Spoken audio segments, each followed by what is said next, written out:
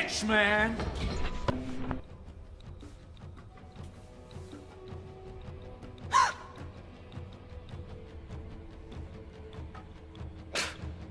What's up, guys? On this episode of On the Set for October Horrorfest, I'm taking a look at As Above, So Below.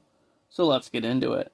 A scholar named Scarlett wants to follow in her father's footsteps looking for the legendary philosopher's stone, which is said to grant eternal life. After searching a cave in Iran, she finds the Rose Key, an artifact that will help lead her to the stone. Along with her ex, George, and her friend Benji, the Rose Key decodes a riddle that leads them to the catacombs underneath Paris. Yeah, I don't know about that one. I would just leave the stone down there. So, they go to Paris and do a tour, hoping it would include the catacombs. But it doesn't. They're off limits. After that, they find a guy named Papillion who will take them down there for free. But they have to locate the guy first. Not too long after, they find Papillion at a nearby club, and he and his friends take them to the catacombs through a hidden entrance. Right away, they run into some cultists, one of which they saw at the club earlier.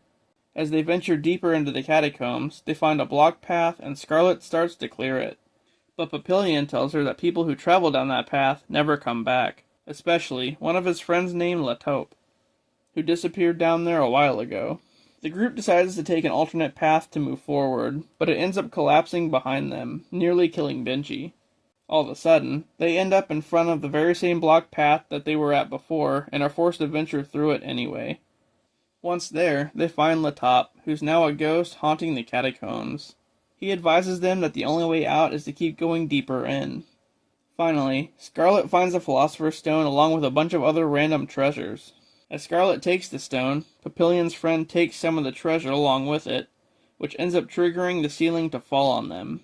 Papillion's friend Susie gets injured, and Scarlett is able to heal her using the stone. Just then, they find an opening in the floor marked with a symbol that says, As above, so below. And so, they go through it. They see a mirror image of the treasure room, in which La Taupe kills Susie. Deeper into the catacombs, the group encounters a woman holding a child. As they approach her, she pushes Benji to his death. Well, damn. They stumble upon a burning car, which is a weird thing to see underground. Just then, Papillion gets pulled into the car. Well, yeah, that's his fault for getting too close to it. And these guys are all dropping like flies down there. Anyway, the remaining three decide to keep going deeper and start seeing demons. As they pass by statues, one of them grabs George and rips his throat out. That's pretty gruesome. Scarlett tries to heal George with the stone, but it turns out to be fake. Well, I'm not sure how it healed Susie then. Anyway, now she has to backtrack and return the fake stone to get the real one.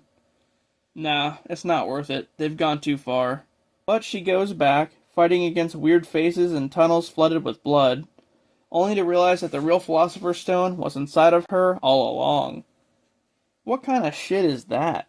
After that, she's able to heal George's wounds by kissing him. Really? That's how she heals him? What the hell's going on in this movie? Out of nowhere, they get chased by demons and they finally escape through a manhole which leads to Notre Dame. Luckily, the three of them make it out of the catacombs. The end. Well, that was just wild. That place seemed cursed as hell. Once you're down there, there's no getting out. They just got lucky. Anyway, that was As Above, So Below. Don't ever go to Paris or go down into the catacombs for that matter. Tomorrow, I'm checking out Jennifer's body, and I'll see you then.